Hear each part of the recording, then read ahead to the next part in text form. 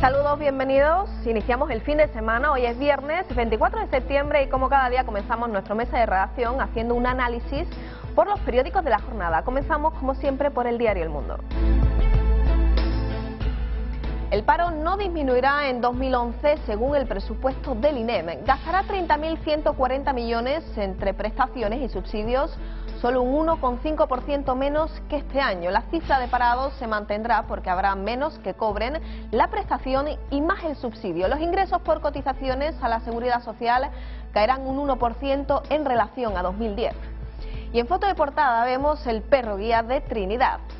Trinidad Jiménez pedirá cabinas para que el voto en las primarias sea secreto. Y más noticias, el Partido Popular cree que las eléctricas hacen trampas al establecer las tarifas. Y ratificado el presidente de la sala encargada del caso Garzón. Otra foto de portada, el ejército de Colombia mata a Mono Jojoy, el jefe de la FARC.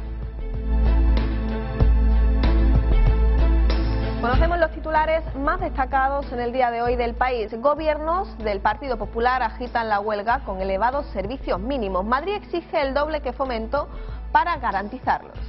Y en foto de portada vemos al jefe militar de la FARC. El ejército colombiano mata al jefe militar de la FARC. El Mono Jojoy falleció en un duro ataque aéreo en la selva.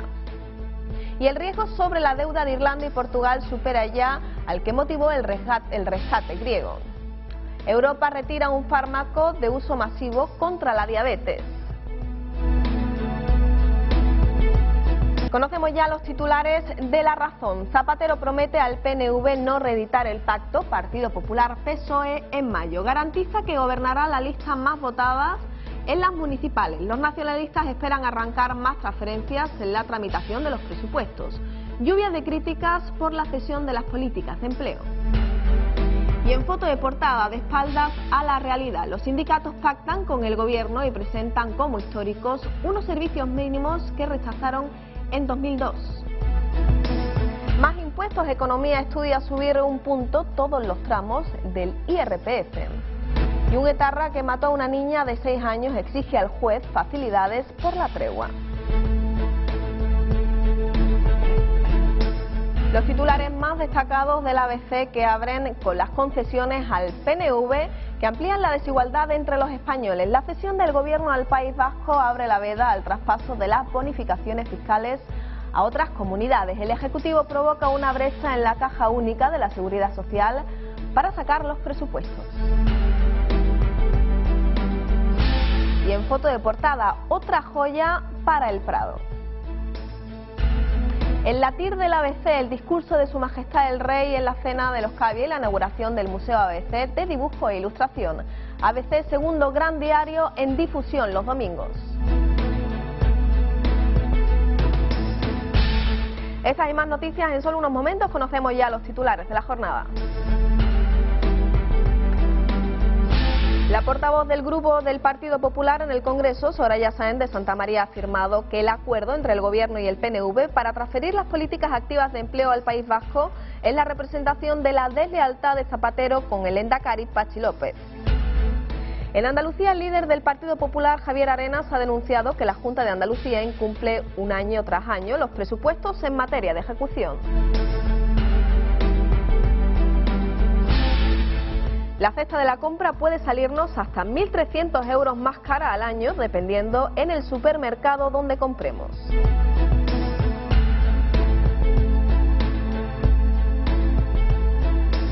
Y hoy viernes llegan los estrenos a la cartelera. Come, reza, ama es la apuesta más fuerte en la gran pantalla. Una película protagonizada por Julia Roberts y Javier Bardem.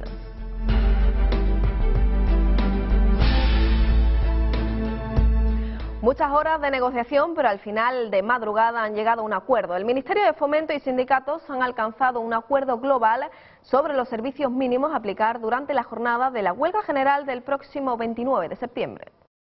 ¿Sí? Una hora. Ya firmamos, ¿eh? Sí, vamos. No fue 1 hora más tarde, sino 4 las que aún tuvieron que esperar los periodistas, pero Gobierno y sindicatos llegaron finalmente a un acuerdo sobre los servicios mínimos del transporte el día de la huelga general.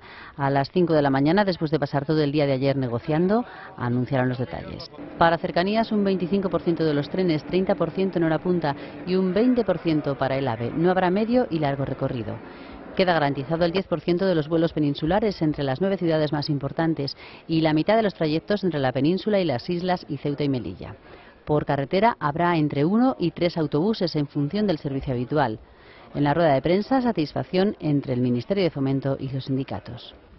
Nuestra prioridad ha sido en todo momento garantizar la movilidad de los ciudadanos y conseguir que tanto estos como las empresas de nuestro país conozcan con antelación suficiente qué servicios de transporte van a tener a su disposición el próximo día 29. Los ciudadanos y las ciudadanas de este país se merecían un mensaje de que los sindicatos no somos ningunos cafres, no estamos locos, ni mucho menos, sino que con rigor y con criterio sabemos compaginar nuestro derecho, nuestra acción sindical, con el derecho de los ciudadanos y de las ciudadanas. Es la primera vez que Gobierno y sindicatos llegan a un acuerdo en los mínimos del transporte para una jornada de huelga general. Y el Pleno del Congreso se ha rechazado las 5 enmiendas a la totalidad presentadas al proyecto de ley de economía sostenible presentado por Partido Popular, CiU, Izquierda Unida, UPyD y BNG, de manera que continuará su tramitación en la Cámara Baja. La vicepresidenta segunda del Gobierno, Elena Salgado, durante su intervención en el debate de totalidad, afirmó que ya ni el consumo ni la inversión pública contribuirán a un crecimiento económico a corto plazo. Las reformas estructurales son más necesarias que nunca. Por su parte, el Partido Popular, y según ha dicho el coordinador de Economía del Partido Popular, Cristóbal Montoro, se opondrá a que se rompa la caja única de la Seguridad Social con todos los mecanismos que nos da el Estado de Derecho. Durante el debate de totalidad del proyecto de ley de economía sostenible, Montoro se expresó así en referencia al acuerdo alcanzado por el PSOE y el PNV para traspasar al País Vasco las políticas activas de empleo que allana el camino para que el Gobierno pueda sacar adelante los presupuestos de 2011. Y lo hacemos en la misma mañana, hace pocas horas, en la que hemos conocido que hay un pacto político entre el Partido Nacionalista Vasco y el Gobierno de España, el Grupo Parlamentario Socialista, que lo que está es programando la ruptura de la unidad de caja de la Seguridad Social por la vía de los ingresos.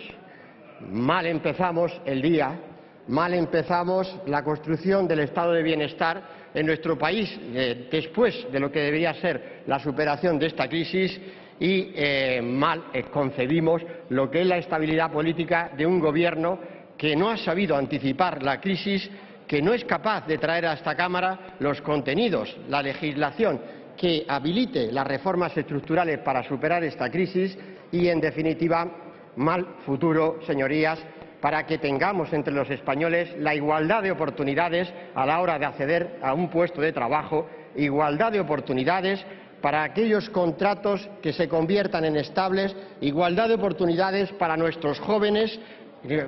Será diferente la contratación de un joven según resida en Baracaldo o en Burgos. En este contexto, en el que ni el consumo ni la inversión pública van a contribuir de manera significativa al crecimiento a corto plazo y con un sector privado muy condicionado por su endeudamiento, las reformas estructurales son más necesarias que nunca. Y lo son por un doble motivo. Primero, por su capacidad para mejorar la competitividad y aumentar el potencial de crecimiento a medio y largo plazo, pero también por su impacto inmediato sobre la confianza de los agentes económicos, actuando como incentivo para la inversión y bálsamo para los mercados financieros. En otro orden de cosas, la portavoz del Grupo Popular en el Congreso, Soraya Sáenz de Santamaría, ha afirmado que el acuerdo entre el Gobierno y el PNV para transferir las políticas activas de empleo al País Vasco es la representación de la deslealtad de José Luis Rodríguez Zapatero con el lehendakari Patxi López. Este acuerdo es la representación de la deslealtad de Zapatero con todos los españoles en general y con un español en particular, que es el señor Patxi López. Estos presupuestos nos van a salir muy caros a todos los españoles.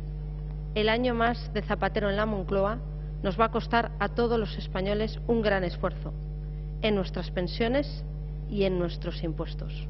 Zapatero, de un plumazo, ha eliminado 30 años de historia y de posición al respecto del Partido Socialista y tendrá que explicar a todos los españoles por qué al final las pensiones y el empleo solo le preocupan no para mejorarlos y asegurar la calidad de vida, sino para ponerlos en juego para asegurar su puesto de trabajo. Y este asunto también se ha referido desde Castilla-La Mancha a la secretaria general del Partido Popular, María Dolores de Cospedal. Son las críticas de la representante popular. De Cospedal ve el plan de Zapatero falso, de visión e irresponsable. Romper la caja única de la seguridad social, acabando con ello con el principio de solidaridad interterritorial, con el fin de salvaguardar la posición del presidente José Luis Rodríguez Zapatero. Esta ha sido una de las críticas al gobierno de la secretaria general del Partido Popular, María Dolores de Cospedal, durante su intervención en la asamblea de la Asociación de la Empresa Familiar de Castilla-La Mancha. Con estas palabras, la secretaria de los populares se refería al pacto alcanzado ayer por el PSOE y el PNV para el traspaso de las políticas activas de empleo al País Vasco a cambio del respaldo parlamentario del Grupo Vasco a los presupuestos. Que hoy nos encontremos, como decía, con que para lograr el apoyo a la Ley de Presupuestos Generales del Estado el Gobierno esté dispuesto a romper la caja única de la seguridad social y, por tanto, a romper el principio de solidaridad interterritorial, no hace más que recordar la falta de responsabilidad, de visión y de objetivo claro y certero que tiene nuestro Gobierno a la hora de luchar contra la crisis económica. De Cospedal se ha referido a la falta de visión y responsabilidad del gobierno de Zapatero a la hora de luchar contra la crisis y le ha atribuido lo que le ha definido como un conjunto de medidas aisladas e inconexas y la falta de un plan premeditado y claro para luchar contra la crisis. Todo ello algo que no hace más que abundar y actuar como onda expansiva de la propia situación y crisis económica que hoy nos atenaza. María Dolores de Cospedal también se ha referido a la subida de la luz el próximo mes de octubre. Por si fuera poco, hemos conocido que para las familias y para las empresas españolas dentro de poco tendremos también una subida de la luz en un 4%. La subida de impuestos, la subida de costes no favorecen en nada la recuperación económica. La presidenta del Partido Popular en Castilla-La Mancha ha prometido bajadas de impuestos y reducción del gasto público en el caso de ganar las elecciones regionales y ser presidenta de Castilla-La Mancha.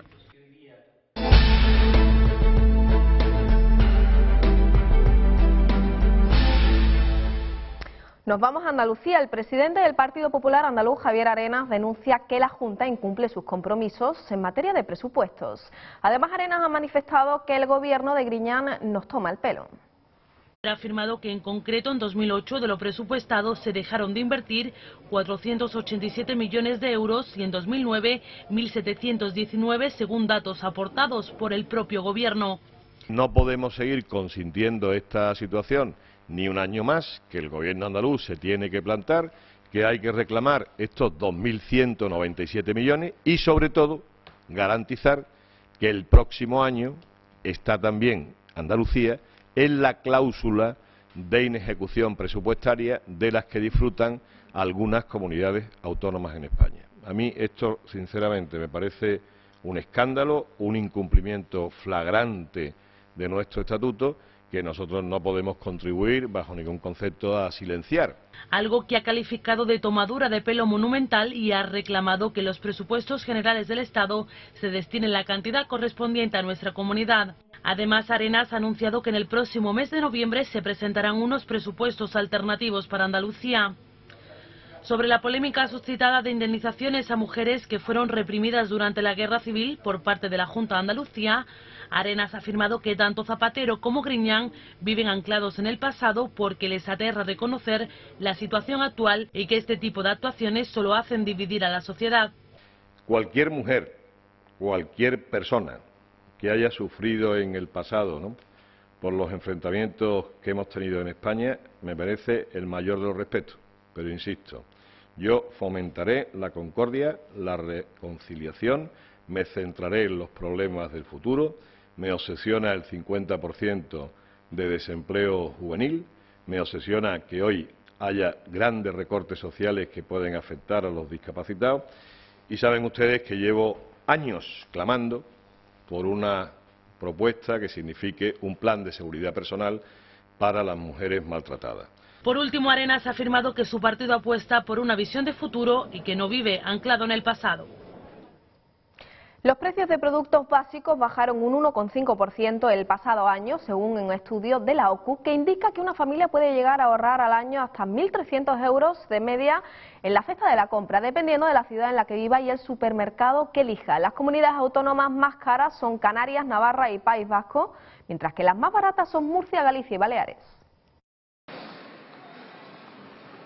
Una familia española gasta 7.225 euros al año en la cesta de la compra, pero puede ahorrar una media de 1.300 euros al año dependiendo del lugar que elija. Puede ser más, hasta 3.000 euros en algunos supermercados de Madrid y mucho menos el ahorro, 76 euros en provincias más pequeñas como Soria.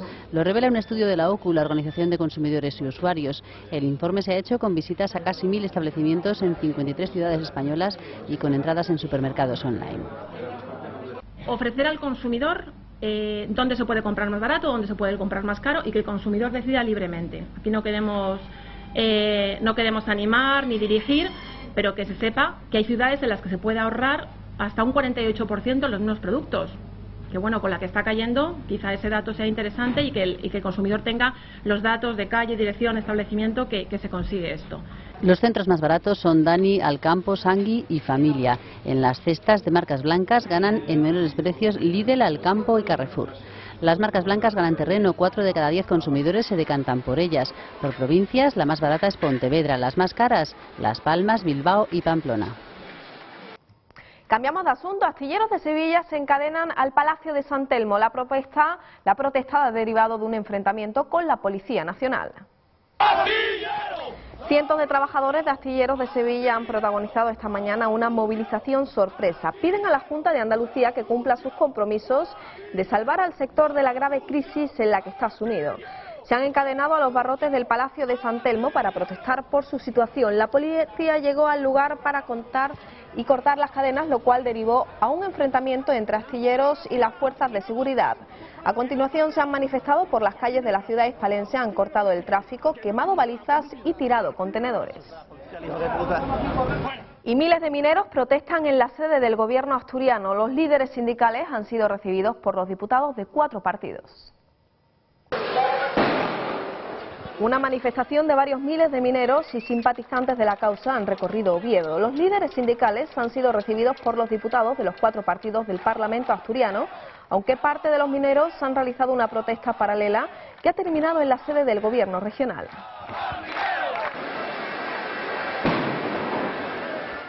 Y seguimos en Andalucía, concretamente en Cádiz, porque hoy se viste de gala para conmemorar los 200 años de las Cortes Constituyentes. Un acontecimiento histórico que tiene como punto de partida la Real Isla de León, hoy denominada San Fernando. Multitud de actos en los que participan miembros del Gobierno central, así como sus majestades los reyes.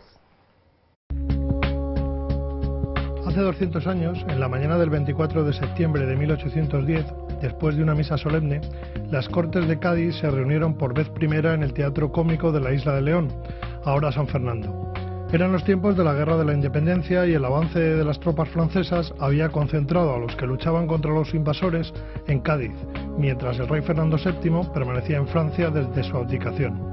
En febrero de 1811 las Cortes se trasladaron al Oratorio Gaditano de San Felipe, donde completaron la labor que alumbraría la primera Constitución de España, conocida como la Pepa, porque fue promulgada el día de San José de 1812. La Constitución y los decretos promulgados por las Cortes establecieron, entre otros, los principios de soberanía nacional, división de poderes y libertad de imprenta, una legislación de orientación liberal muy avanzada para la época. Pero las reformas duraron poco. El 4 de mayo de 1814, Fernando VII, recién llegado a España tras la derrota de Francia, restauró por decreto el antiguo régimen.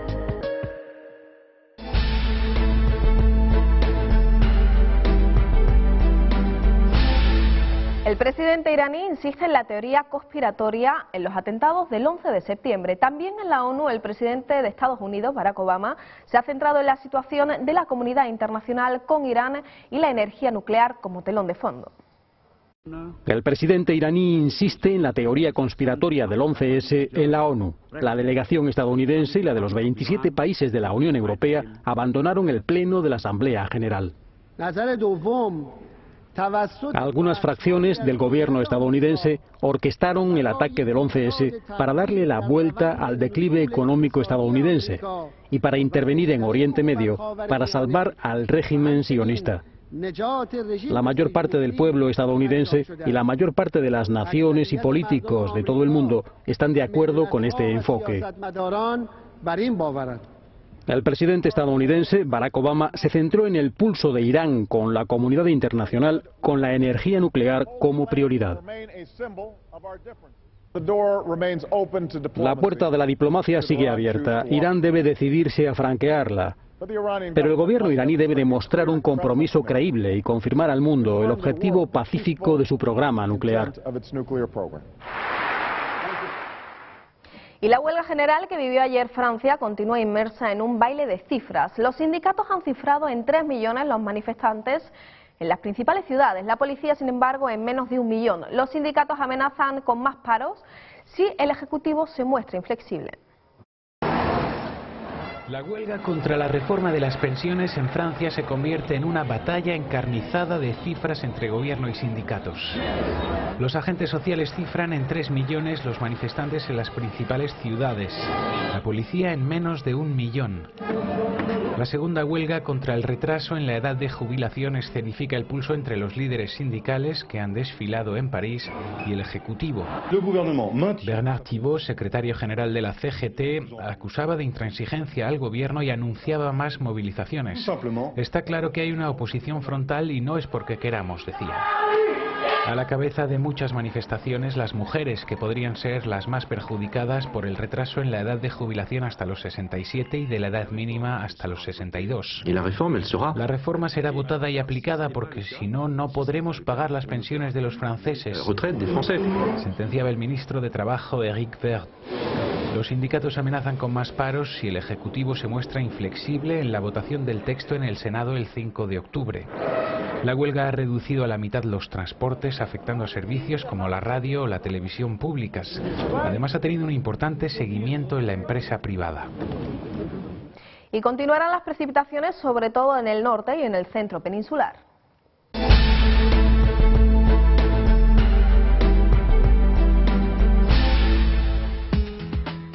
Persisten las precipitaciones en el litoral cantábrico, norte de Navarra y Pirineos. Por el noroeste de Galicia la situación tenderá a mejorar durante la tarde. En el resto se esperan intervalos nubosos tendiendo a despejar a lo largo de la tarde. En el sur el día se presenta más estable con cielos despejados, salvo en zonas altas de Andalucía. El Museo Valenciano de la Ilustración y la Modernidad, MUVIN, acoge hasta el próximo 12 de octubre la exposición Jardines de Arena, fotografía comercial en el Próximo Oriente, 1859-1905, un proyecto que recupera 100 instantáneas inéditas en Europa de este periodo. Entre 1859 y 1905, numerosos fotógrafos comerciales viajaron por Oriente Medio. Allí establecieron sus estudios con el objetivo de elaborar centenares de instantáneas con destino al consumo y la ensoñación de la sociedad occidental de por aquel entonces. Desgraciadamente, la gran mayoría de aquellas tomas se ha perdido con el paso de los años. Ahora el Museo Valenciano de la Ilustración y la Modernidad recupera una parte de aquel legado a través de una exposición que lleva por título Jardines de Arena. Se trata de un centenar de fotografías de autores como James Robertson, Antonio Beato o Émile Béchard. Imágenes todas ellas captadas en lugares tan diversos como Estambul, Esmirna, El Cairo o La Meca, que podrán verse hasta el próximo 12 de octubre. Y la cartelera también se llena hoy de grandes estrenos. Come, reza, ama con Julia Roberts y Javier Bardem, que parten como favoritas. También llegan a la gran pantalla El Gran Vázquez y Elisa K. Come, reza, ama protagoniza la cartelera del fin de semana. Un viaje existencial protagonizado por Julia Roberts, cuyo personaje busca respuestas en un viaje con 3 etapas. En Italia descubre el placer de la comida, en la India el poder de la oración y en Bali el amor en la figura de Javier Bardem. Estoy harta de que la gente me diga que necesito un hombre. No necesita un hombre, señorita. Necesita un campeón. Otro lugar y otro tiempo. La Barcelona de los años 60 es el escenario del Gran Vázquez. Santiago Segura se mete en la piel del creador de personajes míticos del cómic. ¿Quién es el mejor dibujante de tebeos de España? El Velázquez de los tebeos. La Semana Gilda, Anacleto. La tenemos en el bote. ¡Vamos! Es también un jeta que tima a sus jefes y burla a los acreedores mientras sus viñetas se leen en todo el país. En tono bien distinto llega Elisa K. Tiene 11 años. Un amigo de su padre le hace llorar, pero nadie se da cuenta. 14 años después, toma conciencia de lo ocurrido. Mamá, necesito cama de Judith. Acabo de recordar una cosa horrible. Acaba de morir un tipo por tu culpa. Aunque vos no me lo creas, le estaba haciendo un favor a Vega. Él necesitaba la plata. Era algo simple. Tenía que salir bien, pero salió mal. En Carabanchel, Ricardo Darín encarna un abogado especializado en accidentes de tráfico que busca a sus clientes por hospitales y funerarias. Este drama saca a la luz una oscura realidad, la fragilidad del sistema judicial argentino. Y hasta aquí la información por el momento. Recuerden que podrán ampliar estas y otras noticias en nuestra segunda edición. Nosotros nos despedimos hasta mañana. Disfruten del día.